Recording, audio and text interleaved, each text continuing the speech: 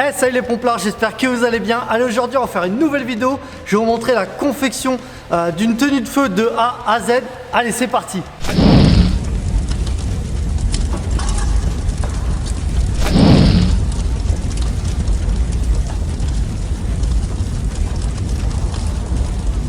Et tous mes bénéfices, je reverse tout aux orphelins des sapeurs-pompiers. Donc c'est à l'ordre des pupilles. Donc en plus d'avoir les 10% de réduction, vous faites une bonne action.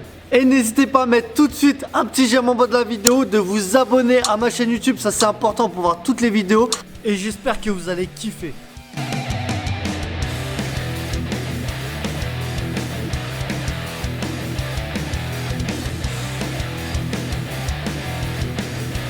Là, je suis au siège social de l'entreprise Sion qui se situe en Belgique. Donc, c'est une entreprise spécialisée en protection, mais surtout niveau pompier avec les tenues de feu. Comme ici avec la tenue des pompiers de Paris, exploration longue durée, avec le bataillon des marins-pompiers de Marseille, le SDIS 13, les pompiers de Dubaï, les pompiers des aéroports de Paris, les pompiers du Sultanat de Oman. Et cette tenue de feu, donc ça c'est le nouveau design des pompiers de la Hollande.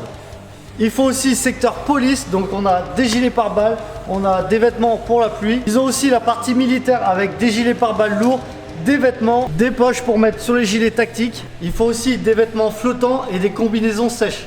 Il faut aussi des vêtements de protection contre les scies à chaîne, tout ce qui est tronçonnage. Il faut aussi des vêtements de protection pour les industries, donc tout ce qui est pétrole, gaz. Et en dernier, les vêtements haute visibilité qui ont été à l'origine de l'activité confection. Et maintenant, je vais vous montrer la fabrication d'une tenue de feu des pompiers de Paris. Allez, on commence tout de suite par le choix des matières.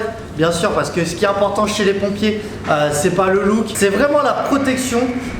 Donc là, on va commencer par cette petite matière, donc c'est de l'aramide avec une membrane. On va commencer avec le test de la chaleur radiante et la chaleur convective. Et là, on va pas parler de température parce que voilà, chez les pompiers, nous on parle vraiment de kilowatts. Donc 80 kW pour le test de flamme et 40 kW pour tout ce qui est radiante.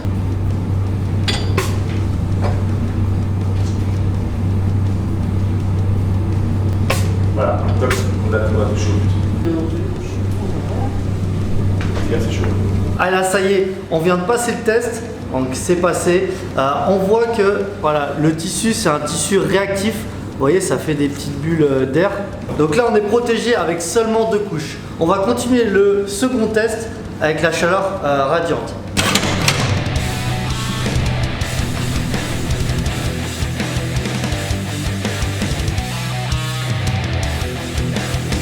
Et là, le second test est passé, vous voyez, c'est un petit peu moins violent, on voit qu'il y a moins de bulles d'air, donc ça a moins chauffé. Donc on voit tout de suite que la chaleur radiante est moins forte que la chaleur de la flamme. Donc maintenant on a vu que notre tissu résiste à la flamme et à la chaleur. Là du coup on va voir si l'effet mécanique, voilà, pour pas déchirer notre vêtement, ça passe.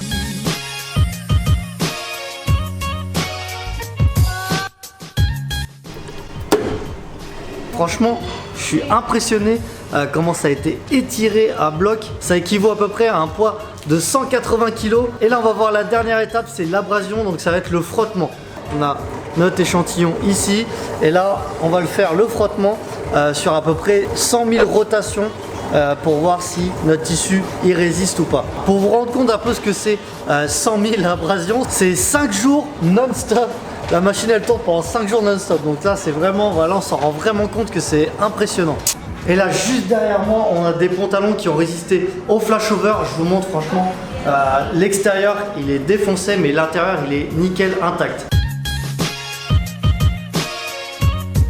Et là on est dans le bureau d'études, donc on a vu voilà, les matériaux, la résistance, voilà, tout ce qui est protection. Donc là on sait qu'on peut faire notre tenue de feu avec ces matériaux. On va créer notre tenue de feu en répondant aux besoins des SDIS et en respectant la norme européenne. Après on va envoyer bien sûr au SDIS pour qu'il valide. Et une fois que c'est validé, là on va faire le patronage. Donc là on est sur la partie patronage. Donc là le but ça va être de disposer les différentes pièces sur un minimum de matière. Voilà, parce que forcément moins on a de déchets et mieux c'est. Imaginez que juste la veste des pompiers de Paris c'est 77 pièces. Il faut savoir que c'est pas fait au hasard. Elle dispose pas juste les pièces comme ça. Il faut que ça soit dans le même sens du tissu pour avoir une meilleure résistance. Donc là elle est en train de faire un petit Tetris là tranquillement.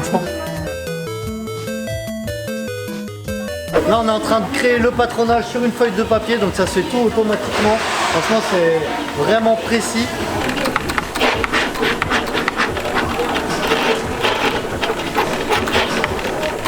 Une fois qu'on a dessiné notre patron sur la feuille de papier, là on va disposer nos matières juste derrière nous et on va les découper en suivant le patron. Ça y est, on a découpé notre patron avec la matière. Voilà. Là on est bien d'accord que ça se fait à la main parce qu'on est dans la partie prototype, mais après bien sûr que ça se fait d'une manière automatisée où il y a plus de 100 couches et on fait voilà, 100 tenues d'un seul coup.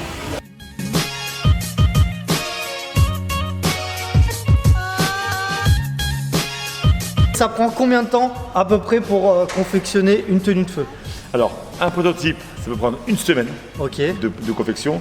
Après, en usine, ça dépend un peu des volumes et du nombre de chaînes qu'on va avoir à notre disposition. Mais on peut avoir quelques dizaines d'heures par veste. Et pourquoi la couleur rouge, tout simplement? Alors, première raison, c'est que le rouge a une capacité à mieux renvoyer la chaleur. Et donc, en chaleur radiante, on peut gagner jusqu'à 30% sur le même assemblage en utilisant le rouge. Ah, je pensais que moi, c'était juste le look. Alors, ça change de look, mais en tout cas, la protection est améliorée. Ok, donc la protection est meilleure avec du rouge. Tout à fait. Parce qu'on voit qu'il y a du beige, il y a du bleu. Donc, on retrouve du rouge, bien sûr, du orange, du bleu marine, ce qui est majoritaire en France. Également du jaune pour les pompiers de la Saône-et-Loire par exemple. Et qu'est-ce qu'il y a sur la veste voilà, qui peut renforcer? Je vois qu'il y a des renforts épaules. Qu'est-ce qu'il y a d'autre comme renfort? Alors, et à quoi ça sert en fait? Il y a un renfort d'épaule effectivement pour atténuer le poids de l'aérie, bien sûr. Ok, ah oui. Il y a des renforts ici. Peut-être pour maintenir aussi une couche d'air? Une couche d'air exactement pour la protection. Et on a aussi des renforts au niveau de la poitrine avec des bourrelets espaceurs pour maintenir le poids de l'aérie et donc éviter que les couches d'air s'écrasent. Et dans le dos également, on a le même phénomène qu'on retrouve pour Paris, également au niveau des cuisses. Parce que la cuisse est un endroit où la peau est très utile et très fragile, donc il vaut mieux la protéger correctement. Là, je vois que la veste, elle est vraiment ample en fait.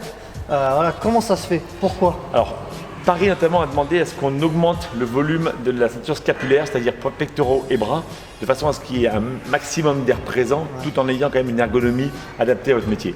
Ok, c'est pas par rapport aux séances de sport, pour avoir des gros bras. C'est lié, si tu as des gros bras, il faut plus de volume pour avoir de l'air. Parce qu'il faut savoir que plus on a une couche d'air et plus on va être protégé du feu et de la chaleur.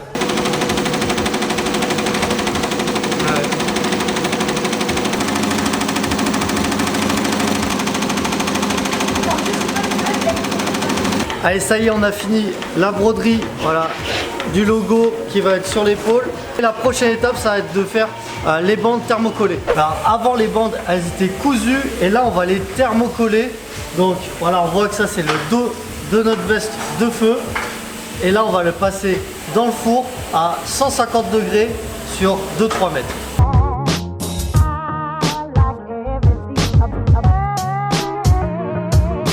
Allez, là ça y est, c'est passé dans le four et là on va enlever le film plastique qu'il y a dessus.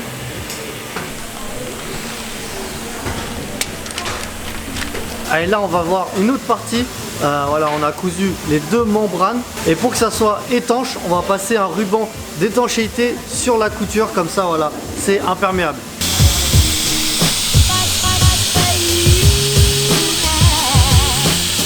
Allez, ça y est, on a mis le ruban d'étanchéité, donc vous regardez, franchement là, c'est impossible que ça passe à travers. Et là, on va assembler toutes les couches.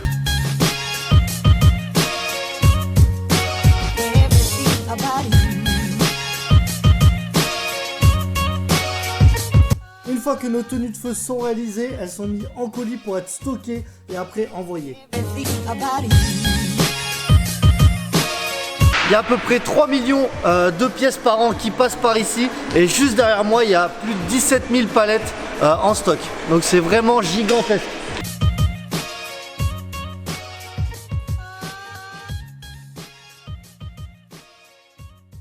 Là par exemple on a une palette de tenues de feu qui part pour Rouen. Là je vois que les bandes rétro-réfléchissantes sont pas comme les autres.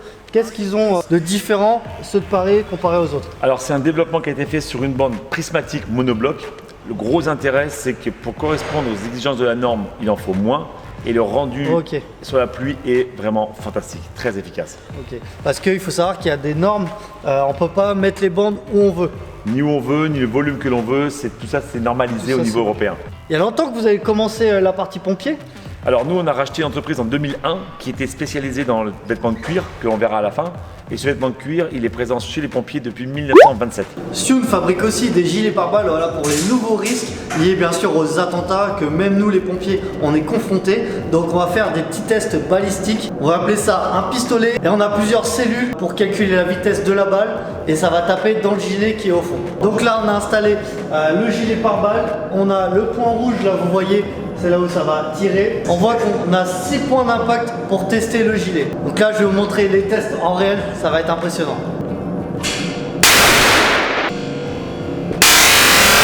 Allez, ça y est, on a tiré avec un 44 Magnum. Donc il faut savoir que c'est le plus gros calibre des armes de poing. Donc voilà, on va voir ce que ça a donné. Donc là, on voit que ça n'a pas traversé. On voit qu'on n'a pas d'impact de balle. Toutes les impacts de balles sont à l'intérieur. Mais on voit qu'il y a quand même un gros trou. Hein. Donc même si on prend ça, on va pas se relever tranquille. On va quand même franchement ramasser dans les côtes. Mais voilà, on sait qu'au moins on est protégé, on va pas mourir de ça. Allez, là on est sur le deuxième test du gilet pare-balles. Donc c'est bien sûr le coup de couteau. Donc là on va simuler voilà, un coup de couteau. On va monter la lame. Et le but c'est que ça traverse pas, ou si ça traverse, que ça soit vraiment fin pour pas toucher les organes vitaux. Allez, ça y est, on a fait notre test. Donc là, hop, on voit que ça a traversé de même pas 1 mm. Ouais.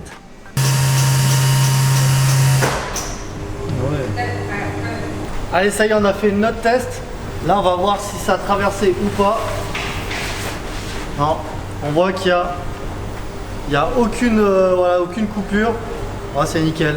Dans notre lot feu de forêt, donc pour faire du tronçonnage, on a tous des pantalons anti-coupure. Donc voilà, franchement, vous voyez que ça résiste bien au tronçonnage. J'espère que cette vidéo vous a plu. Voilà, rappelez-vous quand même que à la base on était sur voilà, un cuir et que maintenant on est sur franchement une tenue de feu voilà, qui est respirante, qui protège bien plus. On a du confort, enfin, franchement c'est le top.